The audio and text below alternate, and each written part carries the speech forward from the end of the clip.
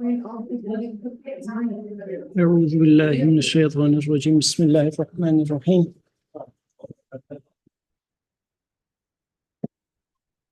الحمد لله رب العالمين والصلاة والسلام على رسولنا محمد وعلى آله وأصحابه وأتباعه وسلم. Assalamu alaikum wa rahmatullah.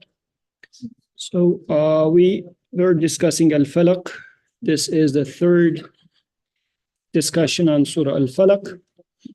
So قُلْ أَعُوذُ بِرَبِّ الْفَلَقِ, say I seek refuge in the Lord of Al-Falaq, مِنْ شَرِّ مَا خَلَقَ, from the evil of that which he created, وَمِنْ شَرِّ غَاسِقٍ إِذَا وَقَبَ, from the evil of the darkness when it overspreads, وَمِنْ شَرِّ النَّفَّاثَاتِ فِي الْعُقَدِ, from the evil of those who blow on knots, وَمِنْ شَرِّ حَاسِدٍ إِذَا حَسَدَ, and from the evil of the envier when he envies. The first week we talked about the first verse. Last week we talked about the second verse. When we were talking about قُلْ أَعُوذُ بِرَبِّ الْفَلَقِ, a major emphasis we had here was Al-Falaq is generally translated as daybreak, but it's not the only meaning of the verse of that word. We talked about three other times that the word falaq passes in Quran, and they were splitting of the seed and the splitting of the day. So the same verb in two consecutive verses were used to say that the same act, one facet of it you see in the splitting of the seed, the other facet of the same act you see it in the splitting of the night to make into a day. And then there was this other use of it when فَانْفَلَقَ Musa alayhi salam story, the same verb was being used for splitting of the sea. And when we were talking about قُلْ أَعُوذُ بِرَبِّ الْفَلَقِ, this was one of the major aspects we talked about, and we said that the whole creation, we all see that things are being split, new creation is being created out of it. And there's also a recurring theme in the surah, which is a'udhu, so ista'adha, seeking refuge in the Creator. So, and we will repetitively keep asking that question, why would one seek refuge? And what does the surah say in this sense? And in the beginning, we talked about somebody seeks refuge if that person realizes the vulnerability, because I am needy, I am under attack, and I am seeking refuge to someone who can protect me. So for the rest of the surah, wherever we see this a'udhu, then we will ask the question, do I feel that vulnerability in myself?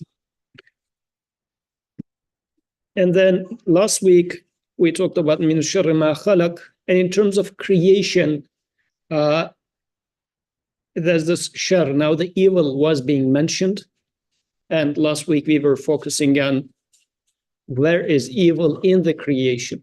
This was last week's discussion, and we extensively talked about that. Does evil exist? Does God create evil? What is evil of the created things? And as we were talking about it, I guess just to quickly, I'll remember one example from last time.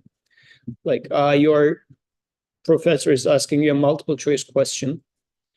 The question is there are 5 options provided to you. One of the options are correct, but still the professor provided 4 wrong answers for you as well. And they're wrong. They are lies in a sense. But the professor have written those 4 choices. He created those 4 wrong choices as well.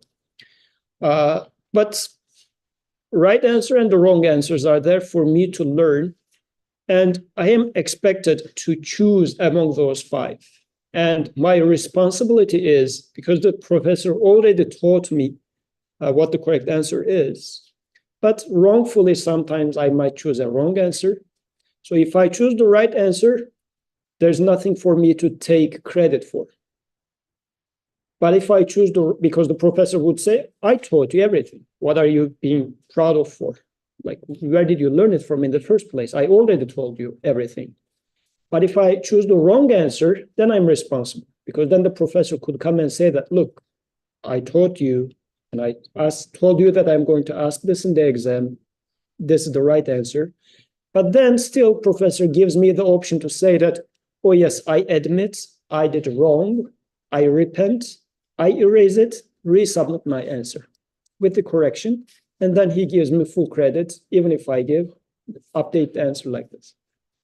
So this is really, in a very simple example, the gist of human choice or human agency in this life, in this existence. We do not create. The questions are created, options are created, but we choose among the options. We do not come up with an option either. Options are there. A sort of options are being put in front of us, but we are left free to choose among those options.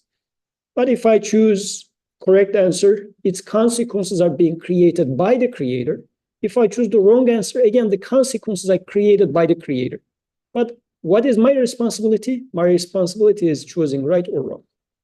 If I choose right, I cannot take credit for it because I was taught by him in the first place.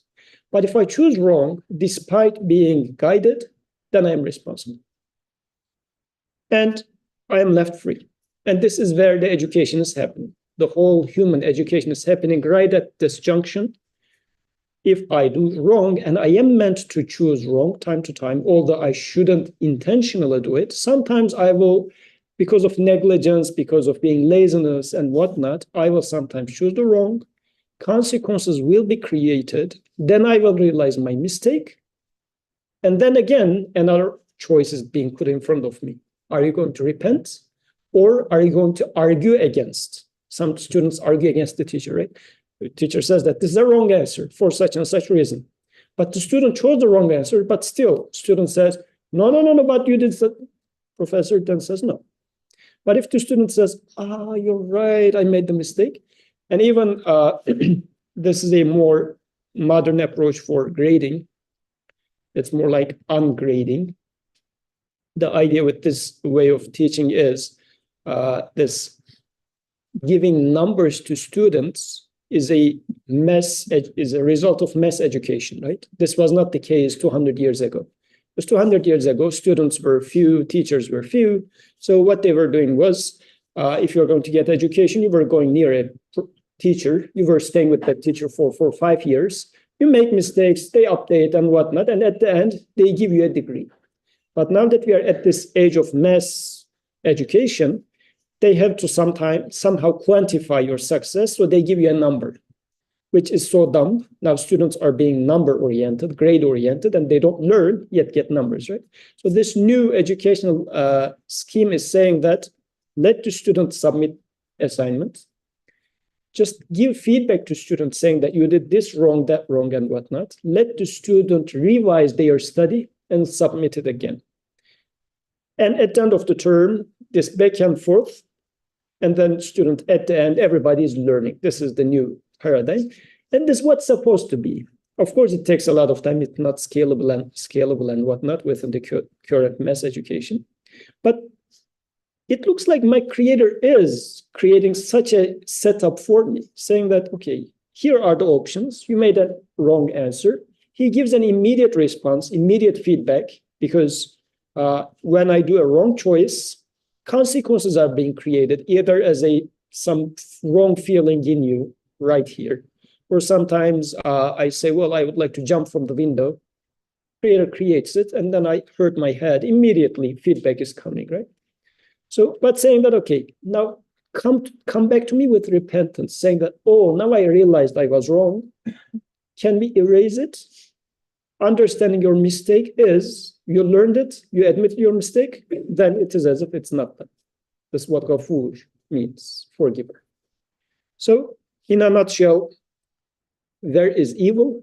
Evil is me insisting on my mistake, or me interpreting the lie as truth. 2 + 2 = 5. And I insist on that. This is evil.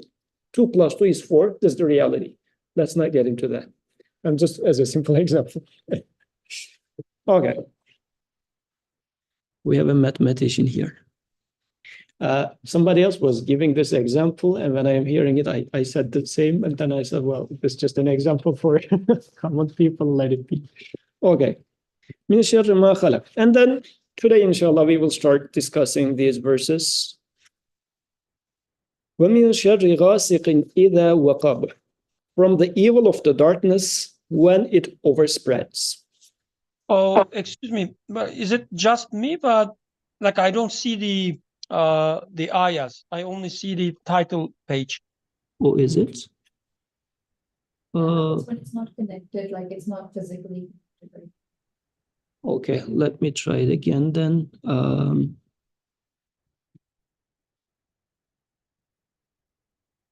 Let's share it again. Are you now able to see it? Yes. Okay. Jazakallah. Jazakallah khairan. Okay. Okay. وَمِنْ شَرِّ غَاسِقٍ إِذَا وَقَبَ. غَاسِقٍ إِذَا وَقَبَ is darkness when it overspreads, as it overspreads. Okay. And again, there should be some evil in that from which I am seeking refuge to the Creator. But again, let me just refer back to this isti'adha, seeking refuge part. All the things we discuss here, do I realize my incapacity and neediness? I think this is an important point. Because it happens like sometimes you say, let's say, I go and Atik didn't come here with his car, let's assume, and it's too cold. It's too cold outside. I say, Atik, look, it's too cold outside. Let me take you home. And Atik says, being stubborn, says, no, I'm going to walk. Generally, it's the other way around. I say, no, I'll walk. But being this insisting person, and it's too cold and you're going to freeze and whatnot, but you say, no, I'm not in need of anyone, let's say. So this sort of a thing is preventing, like this human's, let's say, arrogance is preventing from seeking refuge. And it happens to me as human a lot. Just opening your hands and declaring your neediness to your Creator. Am I able to do that? We need to check it in our lives. Because it's more like accepting the defeat. Sometimes human ego says, well, most of the time says, I can do it. Let me try this other route as well before asking from him. So this a'udhu here, seeking refuge, means realize all these neediness. What else can you do? Do you have any other option than asking from him? So how does it apply when it comes to darkness as it overspreads? And what is darkness? Dua can start, as she was making a comment about this last time. I think we talked a little bit about this at Drip. So we mentioned that like darkness is, you can interpret it as the ability to not sleep. You said what? You can interpret it as the ability to not see. Not see, okay. Yeah, so there's like the cover in front of your eyes. You aren't able to see, you aren't able to tell good from bad. So maybe we could interpret it as doubts, perhaps. Doubts? Or like when there's confusion, when you aren't able to clearly tell things apart. Okay, so this is more like a darkness in your world. Yeah. You don't see what's right, what's wrong, so you're confused about it. Okay. Darkness, what sort of darknesses have you experienced?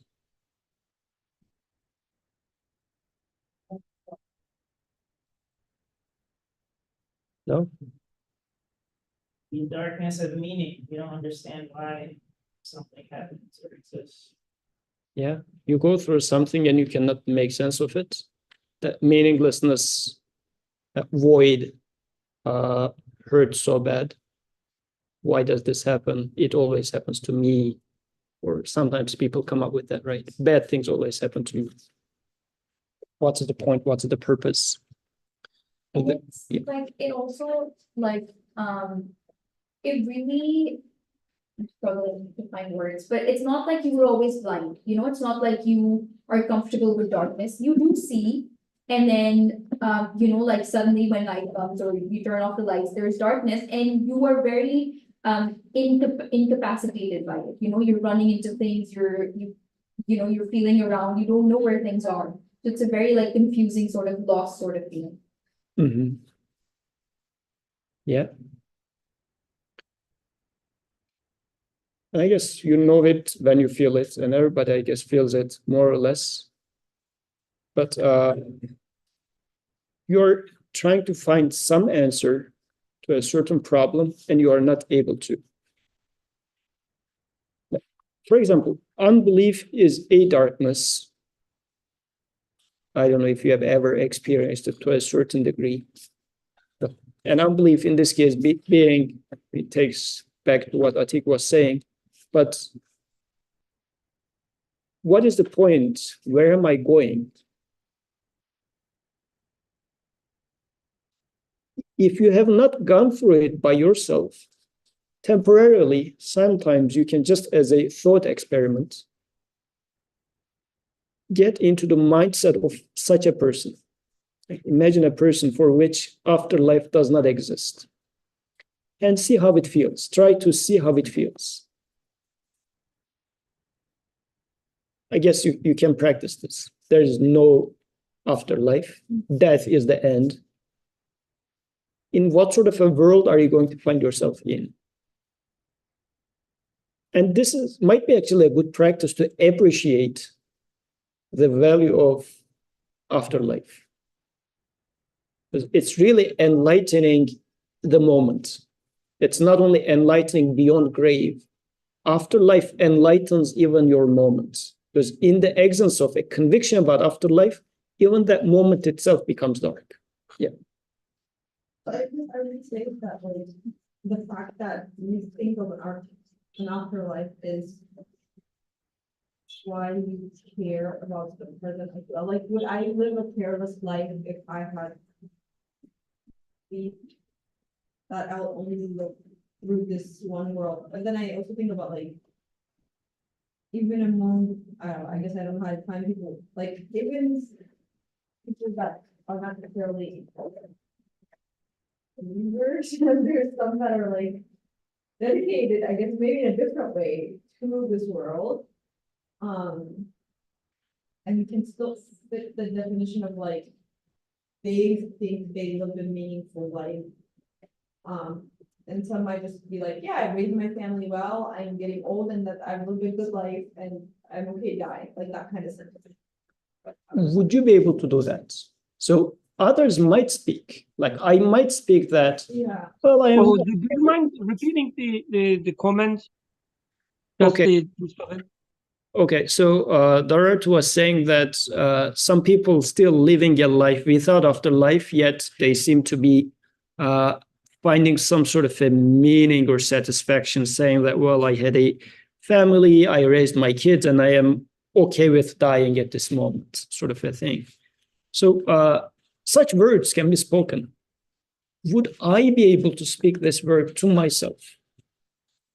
I mean, people do say things, fine, because I can also do say things. I can say that, oh, I am perfectly happy being a professor at Drexel and whatnot, but one side of me says that, well, why not Penn? But in order not to feel belittled in front of you guys, I say, no, it's by my choice, actually. It's not that they rejected me. I didn't even attend because I know they would reject. So I'm not getting into any of these, but I'm trying to state in a way that, no, this is by my personal choice. So when we talk about such cases, the best thing is, in any case, am I able to find it meaningful? Would I buy it for myself? Even if it is working for that XYZ person, would I be able to make sense of it for myself? Because if you look at people's Instagram posts, they seem to be enjoying whatever, I don't know, jet ski they are doing or whatnot, right?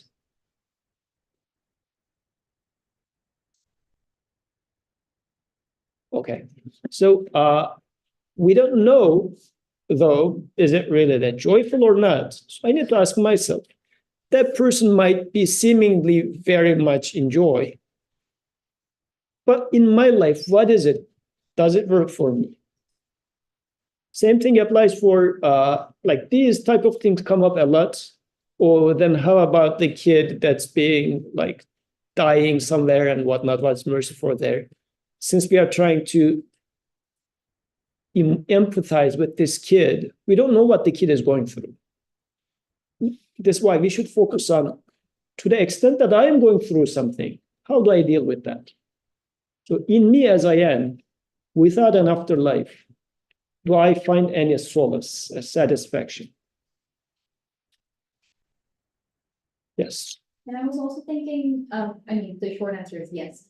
But I was also thinking, like, especially when you don't believe in an afterlife, like that is the darkness, but I can also understand why it would start to spread. Because as I'm getting older, like that darkness is getting closer and closer, so that feeling of dread in me is also increasing because I know that's my finish. So yeah, I think the overspreading it resonates.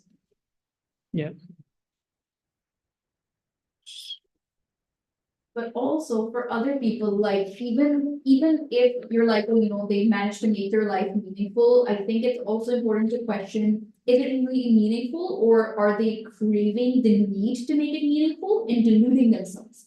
Because, you know, the reason why they're growing a good and happy family isn't perhaps for, you know, like it's not for God, and it's not so they can have a good afterlife. It's rather, you know, they've taken things, worldly things, and given them like some sort of a sultan. So it's like, oh, you know, like they will do good things and they will make me proud. And that's why I'm gonna raise them to be good. So you have to question sort of like if that's really something meaningful or if it's just delusion.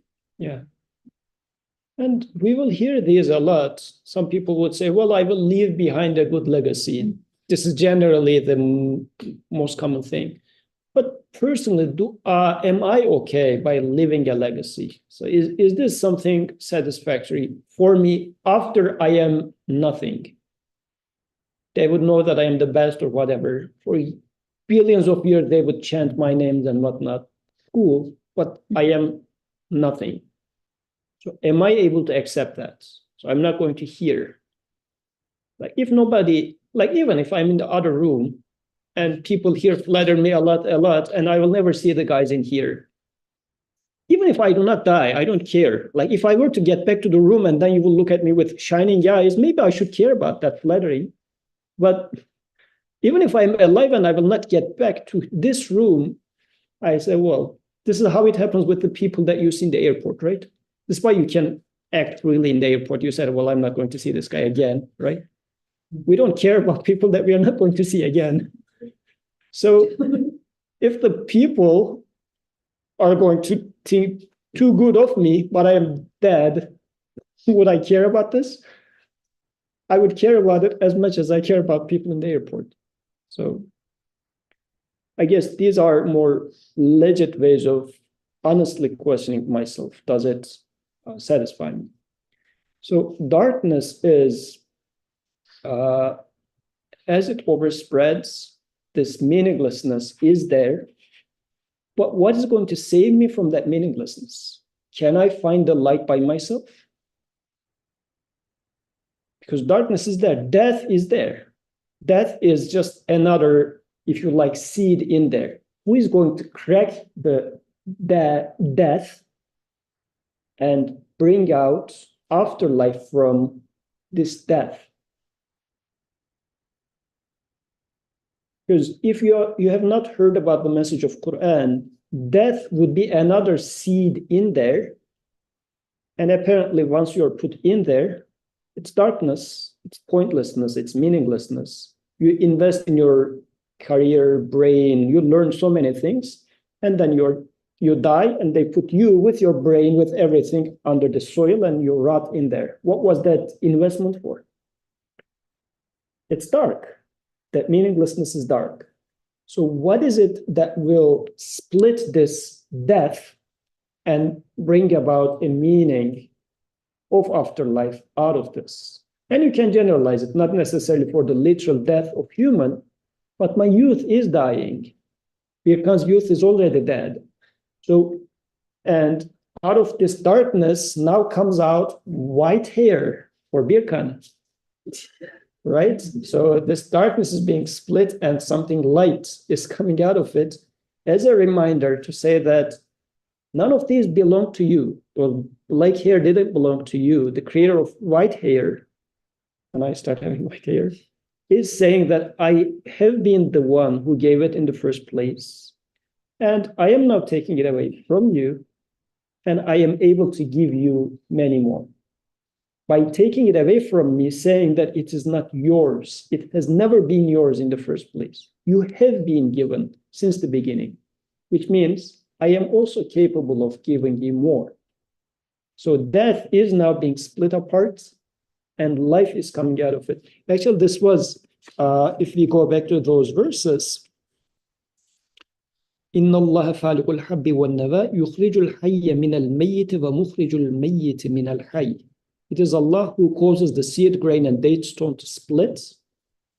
He causes the living to issue from the dead, and He is the one who to cause the dead to issue from the living. So very beautifully, the seed analogy applies everywhere. And seed in itself is a dark thing. Things come out of it. But if somebody who knows how to read the message in it, and since we have biology people here, unfold the message in there, make it into a new life. I mean, creation is so beautiful. Even the DNA strand being this knotted and twirled message being unfolded and now being made into a manifestation of a new life. It's literally, but if you interpret it very beautifully, somebody is unfolding the message and creating a new living being. So each split of cell is so beautifully, the creator is saying that I am the one who has written the seed over there, and now I am unfolding it, and now reading you it out loud, meaning here is what was written in there, which is a tree, right? So, and the evil of darkness in this case is, yes, the seed is there. As itself, seed is dark. But if I get stuck there, and interestingly, we put seed under the soil, under even further darkness. Seed is dark, but seed is put under further soil. It doesn't see any light.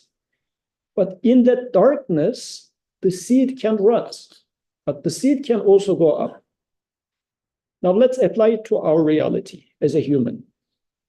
Death is there, and human is buried. Every human being is buried under the threat of death. Be a believer, be a non-believer, born in an atheist family, born in a Muslim family, doesn't matter. Death is a challenge for everyone. Am I staying under the soil of saying that, no, it's darkness, there's no meaning behind this? Do I choose to say that, no, it's clear, it's dead, it's gone. Nothing beyond that. One can go with this understanding and choose to rot, or can say that, no, there has to be a meaning beyond this existence. Death cannot be the end. If death is the end, the ultimate end, then what's the point of sun rising every day, or new creation being made? This whole machinery of existence working could not be for rotting. It doesn't make sense. I cannot accept that. There must be something. If I choose this other one, and this is jihad, putting jahd, putting effort. Because have you seen those slow motion plant, how it is putting some effort to get out of the seed and then get over the earth and then come out? The plant is putting some effort to get out of here, apparently. Effortlessly, the plant could have stayed under the soil and rot. So are you putting that effort to say that, no, I cannot accept this. My humanity cannot accept it. My creator gave me this dislike of meaninglessness, darkness. Are you going to choose to seek refuge in him? Or are you going to keep just shouting against the darkness and say that, well, this is my destiny. Human is doomed to stay within the darkness of death. Let's live the moment. Try to make the most of the moment. Live this momentary life and get rot away. So if you choose to say that I seek refuge in him, then that would mean, what does it mean to have a mindset of seek refuge? That means I cannot accept this.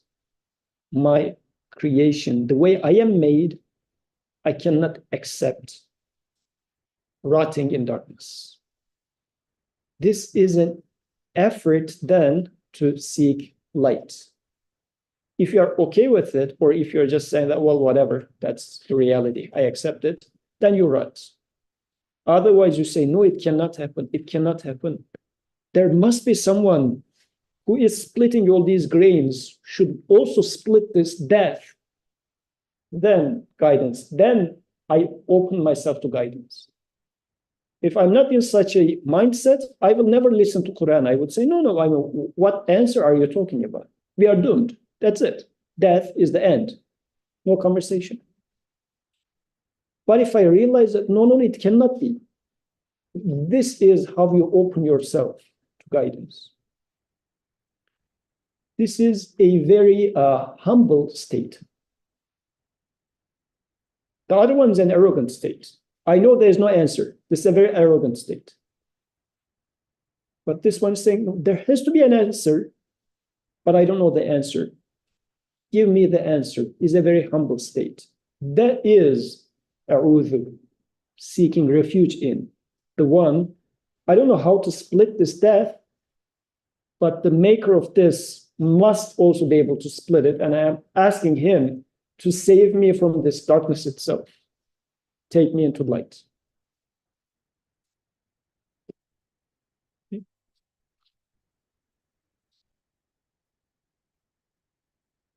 you also relate that to ignorance or conflict?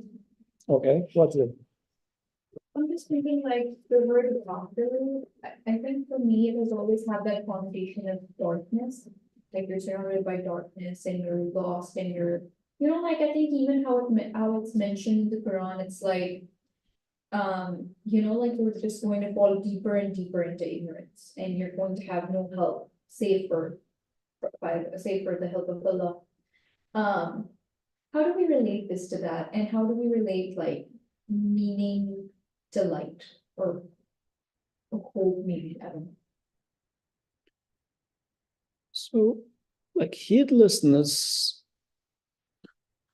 there is a choice in heedlessness as well, like ghafla.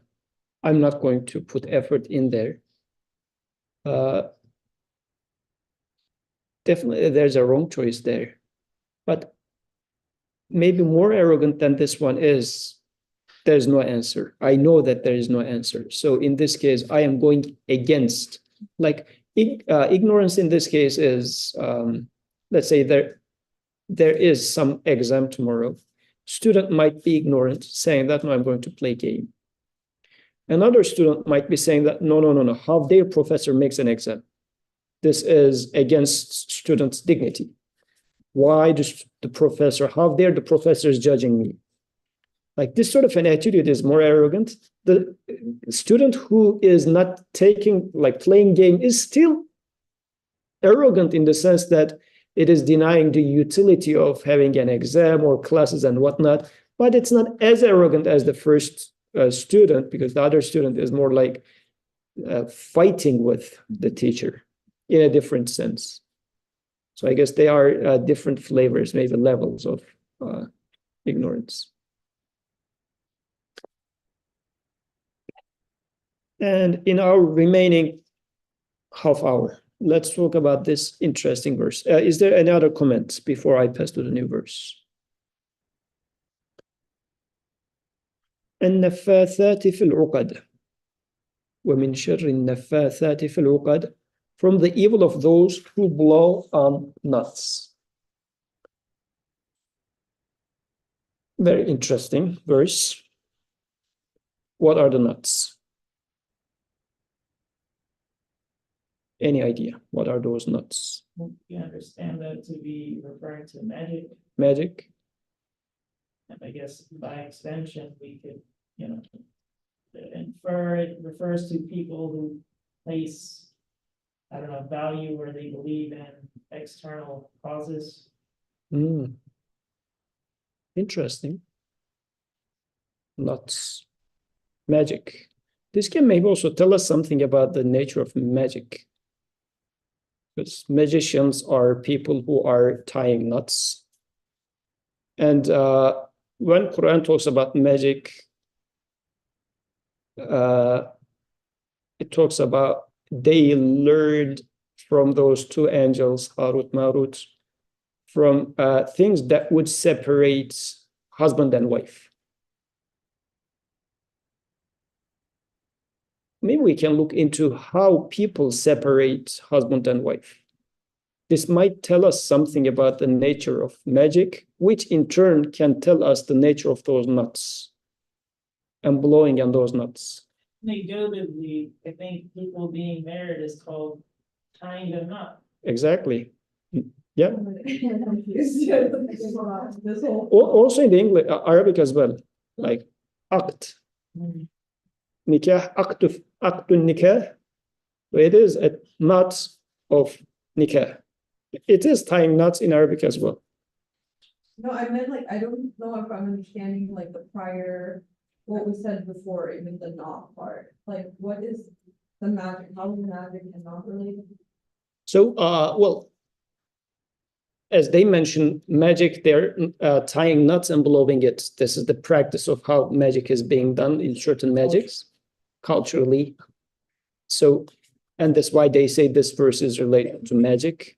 And even the historical narration for this surah, either as Asbabun Nuzul or more probably as one case of it, somebody made magic to the Prophet, and then he recited the surah, and the tool of that magic was a some hair was wrapped around a comb, and there were 11 knots made with those. So this is how, as each of those, so this surah has 6 knots, as 5 verses, I believe. So 11 verses being recited, and those knots were being untied, and then how magic is undone. But this is just one aspect of it. But what is the reality of that ties knots? Another interesting word, aqidah, you heard the word aqidah? It's also coming from the same word aqd. So it's knots. Aqidah, like la ilaha illallah, is like the word we use creed for it, but again, it comes from the same, yeah. And I'm thinking like, you know, like even if it's magic or whatever, at the end of the day, like that is still coming from God. And those are things that, you know, it's just a form of supplication to God. So even if those people are doing magic or they've learned these practices or whatnot, they're learning and everything that they're doing, they're just making supplication to God to harm someone. And if God listens to them, or if that person is harmed, it is because God listened to their supplication. So in a similar way, like you can just think of it as, you know, how are other people making supplication to break people up in this world? And it's like, oh, you know, like, you know, sowing seeds of discord, like going up to the wife and being like, oh, you know, like, oh, your husband does this, like, I don't know, you know, like that's so outdated, that's so like old school, like modern men aren't like this, or going up to the man and being like, oh, your wife doesn't cook for you, like that's not good at all. You know, so like talking to them and sowing these seeds of discord, almost it's actually reminding me of Mustafa now, that I'm thinking of it, you know. Yeah. So in Turkish we have this word ukde. Do you have it? Like ukde is, let's say I always wanted to study arts. It has been an ukde in me, like a knot in me, but I couldn't achieve it. Do you have such a use in Urdu or any languages? No? I haven't heard it. Okay, so there is something that you always wanted to do and you couldn't do it. This is another knot in you. And whenever, let's say, an art student comes and talks about art, and you say, you know, if only I was able to, but I couldn't do it. You get excited, but you always feel lacking because you felt like you deserved to study arts, but then, you know, life and this and that, and you ended up being a mechanical engineer for whatever reason. I mean, why on earth would, anyways. So, yeah, Zarin, first Zarin. Yeah, I would just get a comment. Okay. Like, I guess, the idea of, like the magic aspect of this, and I guess one thing that I think of when I think about magic is like a mystery. So like usually when someone's doing like a magic trick, they'll like draw your attention to doing something with one hand and then secretly they're doing something else to make it seem like, it's all like magic, but there's actually like Diverting attention. diverting your attention from like what's actually happening. So I guess like it could be that the like magic, maybe taking it generally is sort of like taking something that's false or a lie and like trying to give it some sort of authority or truth that it doesn't like actually have. Yeah, very nice. And I guess for the case of, let's say, husband, wife, so like somebody comes and says to wife saying that, oh, your husband thinks that you're not cooking as good. His mom was cooking better than you. Or, you know what, he thinks that, I mean, that's not going to work anymore. But let's say, oh, you see how this other lady came into the room. Your husband's face was a little smiling. That would be a blow of death, right? Then what would the lady think, wife think? Oh, my husband is valuing somebody else. For what reason? What is missing in me then which is present in that person? Then the comparison will start. You can apply the same for the husband as well. But these sort of things are then started to talk about value, which we were discussing in the retreat. Value. Does value exist? Like the comparisons, all the comparisons we make, right? I mean, his car is better than my car. And this becomes something that I feel inferior. He is superior, I am inferior, or vice versa. Maybe I am feeling like my car is the best car than his car and whatnot. Somebody comes and says, yes, his car is better than yours. What starts happening? I start becoming obsessed about car. 3 days later, as I'm walking in the street, I start picking up the word car and I feel like, oh, everybody's talking about car.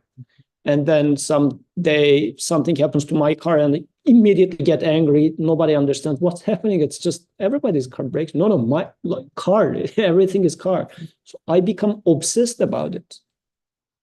Does it have any reality? But if somebody realizes that obsession of me comes and blows on that nut and says that you deserve better of a car, why on earth you are earning that money for? Of course, go and buy this car. That person then really gets authority on me. Does this word has any value? No, but it's going to make me go and spend how much? 30,000. Okay, a lot of money, a lot of money on a car. But not only for cars, like you can do many such mistakes in other aspects of life too, right? It's a learning experience. Inshallah. So human become open to manipulation. If you have any sort of a nuts, and we do have nuts, it might be because of, oh, I am from such and such nation. You are from that nation. Nationalism is another nut, national ego. Or I am black, you are white, the other one is yellow. Does it have any value in and of itself? Like, is being white better than being black? If white feels superior or inferior, and it becomes a nut by blowing on that nut, and this is what's happening in the world today. The whole fight is happening for that.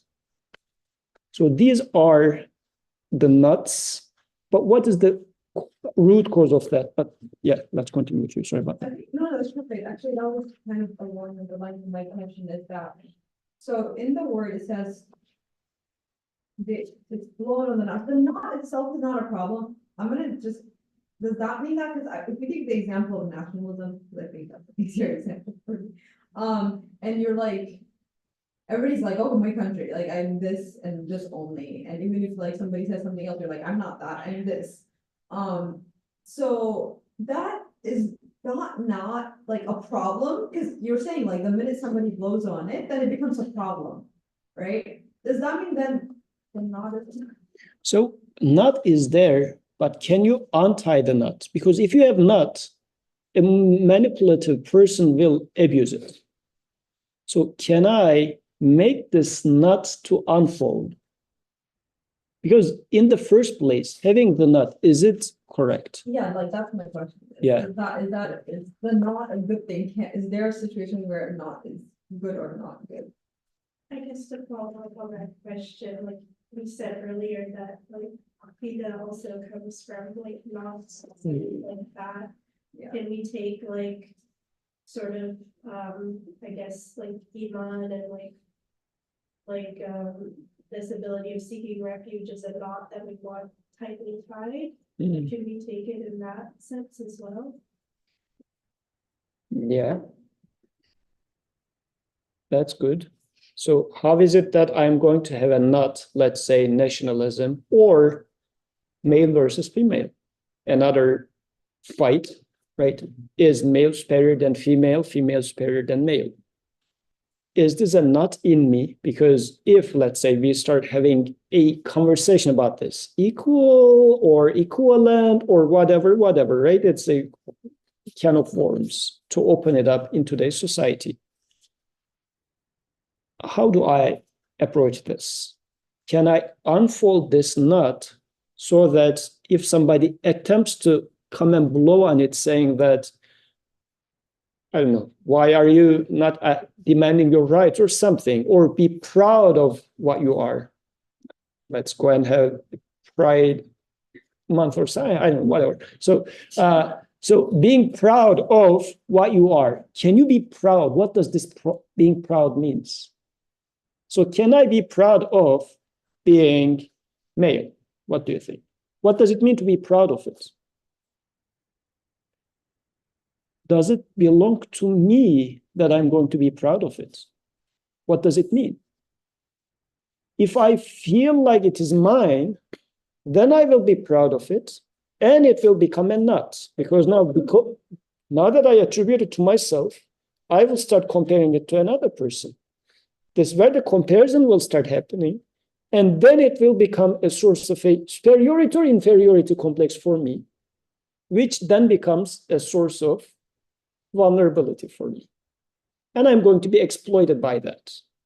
My boss will say that, no, you deserve a better set pay, or you should get into a better position and whatnot. We'll put that carrot in front of me, as they do right now, and I keep chasing this carrot. What do? They exploit a knot in me, saying that you should become such and such professor. They blow on that, and I fell for it. A modern day magic. And I work day in, day out, because I have this inferiority complex, saying that I deserve becoming a professor, being valued by the people. This is something, and then, yeah. What's the difference, I guess, between like the same advice, but given with the idea of like improvement, or does that not exist? Like, let's say you were like comfortable where you're at, and somebody knows. I guess I can see where this is going wrong already. I think you can see like they're like, no, you know. Were you in the perfection group or no? Were you in the perfection group for the retreat? Oh, okay. So you know the answer. Go ahead. Also, tell us your answer. Yeah. So, because if I take it as my own perfection, like, what do I have other than need? And this is what the surah is all about, right? Seek refuge in. But I feel like, no, I have it. Hence, better than the one who has less of it, and worse than the one who have more of it. And there will always be someone who have more of it and less of it. And in between, when I look at the one who has less of it, to me, I will feel like this. When I see the person who has more of it, I will feel this courage in me. And this is where the life will keep going on. And somebody will come and blow from both sides. The superior one will blow and will make me feel bad. And the one from below will blow on it, and I will start becoming oppressive on the other side. Hence, the whole fight will happen. This is how the nowadays fight everywhere or injustices everywhere is happening because of those nuts that we have. I had one friend in college, and he was somewhat interested in this magic stuff. And he was making a comment. He was talking about some black books and whatnot. And he was saying, we had an atheist professor who was coming to class. He would say that, well, magic doesn't work for those type of people.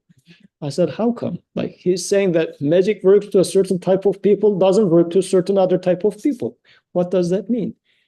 If you are vulnerable to certain nuts, if you have, like, if I come and say to Atik, I don't know, Atik, what do you care about polo at all? Playing polo? No. So if I come to Atik and say that, Atik, I play polo better than you, Atik with his own style would say, right, I don't care, he would say, right? Tell me something you care. Cars? No? Okay. But if there is something that Atik cares, and I know Atik cares about it, if I bring it up as a topic and say that I do better than this, at least he would start becoming careful and listening. And maybe if the competition, somebody from around also says that, oh, Atik, how is it?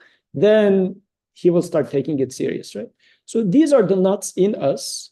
Everybody has different types of nuts. But those nuts, do they have any truth in it? I need to question. Those nuts are because of my wrong interpretation of them, or sometimes socially constructed, like the nationalism thing. Like, why should Turks be better than Greeks or Armenians, as these are the two which Turks claim to be superior to, or Arabs? And likewise, if you go to Arabia, probably they would say that, no, Arabs are the best. And what makes one better than the other? Or if you go to a certain other nation, they're already the selected ones, right? Go ahead. I guess I'm kind of like, so these knots sometimes are created from like historical, let's say like there was, because I always think like there's a conflict between the superiority one, especially in that example where the knot is created because of something that happens between two groups, right? Now you have that knot and you're a lot more sensitive to it. So I feel like even if you're rational, usually you hear that and like your head is like just off. You don't respond as well. So how do you deal with that knot to ensure like the response? Yeah. So what was it at the time of Prophet, for example? Slavery was such a knot, right? So there were people who were born in slavery, so they were slaves. But then Prophet comes and says, La ilaha illallah, which unties all the knots, because the society has those ranks, but saying that not all of us are equal in being abd, in being his creation. So a Abyssinian slave is no less than a slave owner, like those narrations, you know. This is untying a knot at the level of whole society, saying that all of you are equal before creator. And even human, you are not, as a creation, superior than a dog. Dog is created as a dog. Mouse is created as a mouse. Bee is created as a bee, perfectly and beautifully. They do their job. You are created as a human. Do you do your job as rat does its job, dog does its job? Because they are doing their job perfectly. Like, they are not less superior or something in terms of creation. They are doing what they are meant to be doing.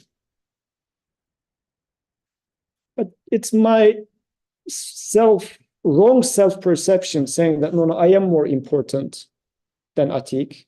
What makes you more important than Atik? Atik is created perfectly to be Atik. And everybody is created different, but everybody is created whatever we are meant to be in this existence. So do I fulfill whatever I was meant for? But what do?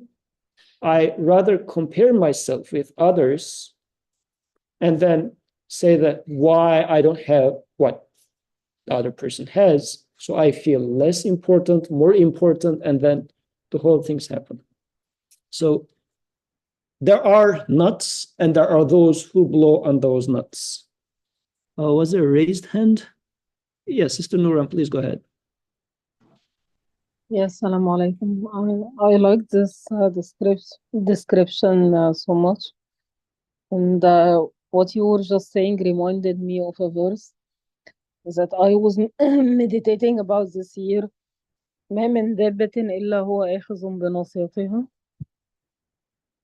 Which means Allah takes the forehead of every creature that He creates. Like sometimes when you get the top marks in exams all the time, and you sort of admire how clever you are, or how, you know, and you start to feel some ego about it. But then you discover while meeting different people that everyone has a special sort of talent or a special sort of intelligence in different areas. Like we're all intelligent in the way we are created for. And there was a YouTuber in Egypt who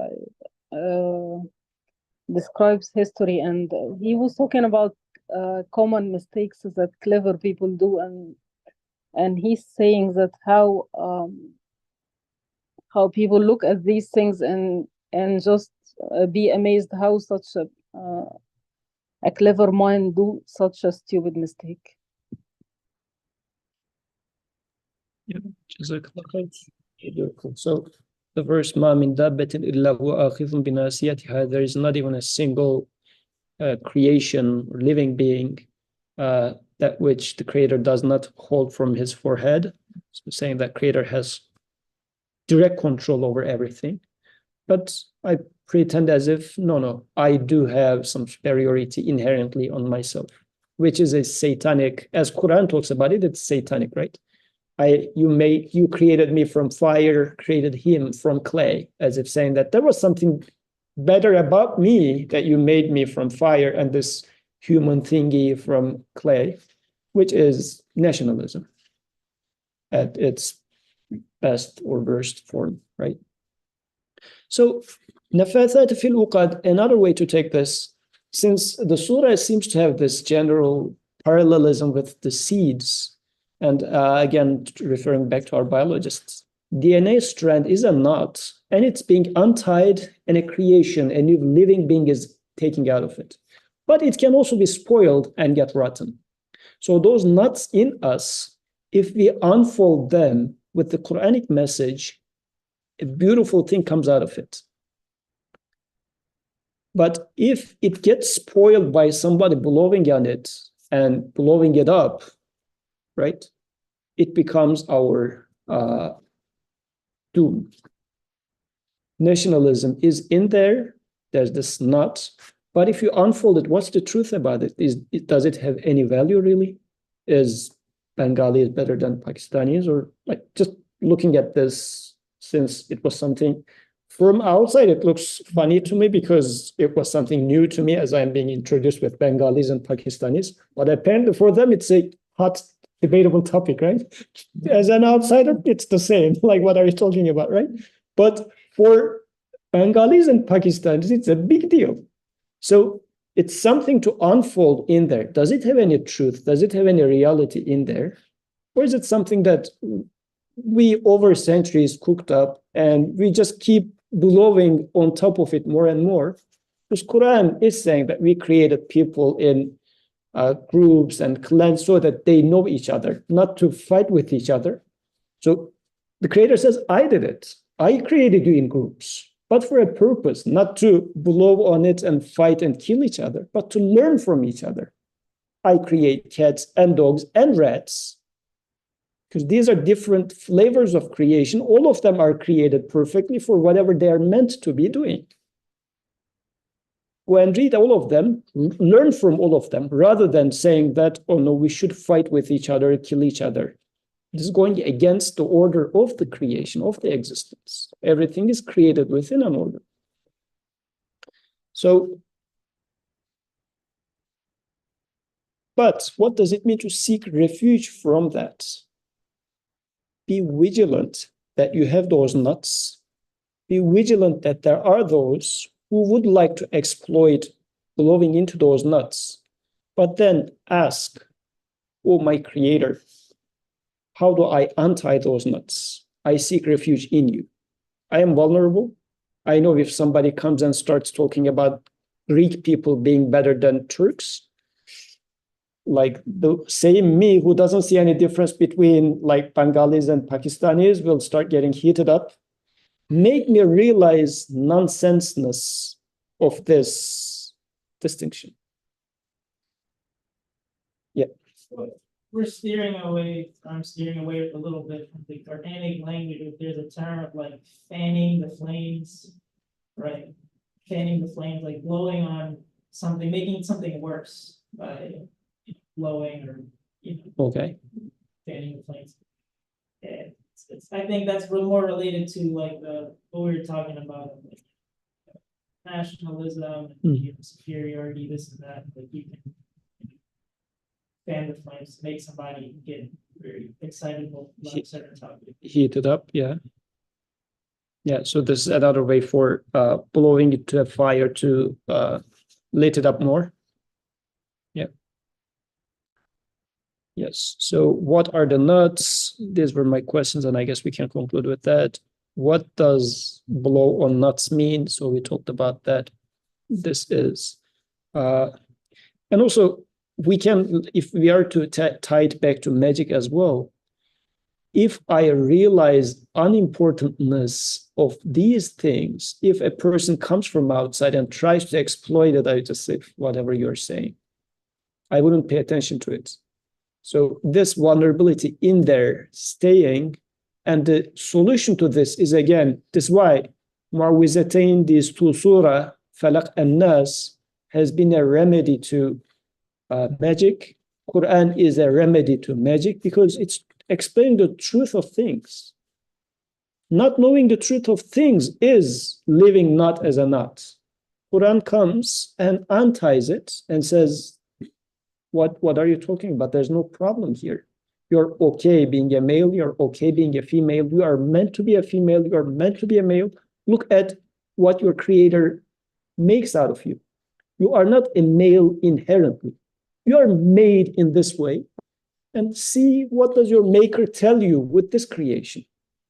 Do not say, oh, we are stronger, they are like this, or like, who gives you that strength?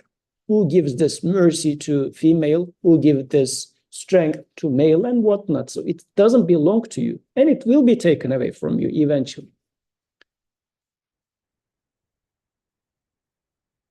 Okay.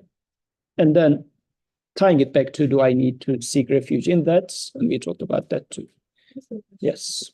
So in before this, it was evil of whatever you created, or evil of that which you created. Over here, was that because of the ma in there? Like min sharri ma khalaq? Oh yeah. So there is no ma in this one. Women shouldn't facilitate fil qasr. So I'm wondering if those who are blowing on knots, do I understand them to be evil?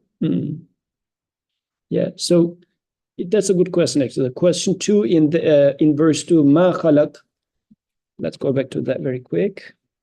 Min sharri ma khalaq, which like there are khair in creation, so other than shar. But in here, darkness is being mentioned as bad, something that I would like to avoid. Like in itself, it's something that I'm not meant to like. And nafathat fil uqad, those who blow on nuts, are something that I should avoid. So they are shar.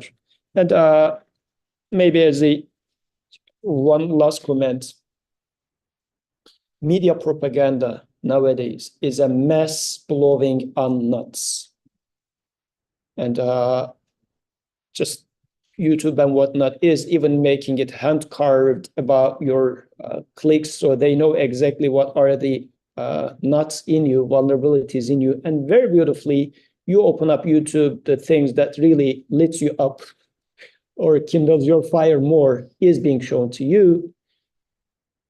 The same to everybody. I am being blown up by that. So how much am I going to fall prey to this sort of magic and those magicians? Am I aware of this magic happening in there? And by just putting myself in front of those screens, those phones and whatnot, I'm just making myself available to be blown into more and more. And people are becoming more extreme in whatever they are. And there are a lot of studies about this as well, right? So the YouTube's ads that they show to Republicans and then to Democrats, it just made the division between them even more pronounced. That's what was happening, blowing to those nuts. People have those nuts, you just highlight it, you just make it more and more, and then it becomes an unsolvable problem. May Allah protect us from that. And the solution for that is, I guess, two, actually one, but two. First, realize that I am in need of seeking refuge to this from Al-Falaq, the one who splits it. And who is going to split it? How are those seeds being split? Those nodes being untied? How is it being done? The creator of everything is going to do it. How does he do it? Here is the guidance. Quran is going to untie the knots. Quran is going to split the darkness. Quran is going to split the shar of khalaq, in the creation, the apparent evil in the creation. Quran is going to split it apart and show me the khair in it. So if I do not feel the need to seek refuge in him, and I said, no, I'm going to figure it out myself, this human arrogance. And in today's world, it's named as, generally speaking, I'm generalizing it, but a philosophical attitude, saying that I don't need revelation, not even, especially not of supposedly God's speech, who came to a man in the desert 14 centuries ago. We are now studying in those world-level universities. We can do better. That attitude, right? And by studying, by reading more, I will come up with better understanding. I don't need revelation. I don't need messenger or whatnot. This attitude is more generally philosophy. That attitude would say that I don't need to seek refuge. First, realize that you are in need of seeking refuge. You're not able to find truth. You are vulnerable. And then sit before Quran, listen to prophets. Then this is how those knots are going to be untied. سبحانك لا علم لنا إلا ما علمتنا إنك أنت العليم الحكيم وآخر دعواهم أن الحمد لله رب العالمين. الفاتحة.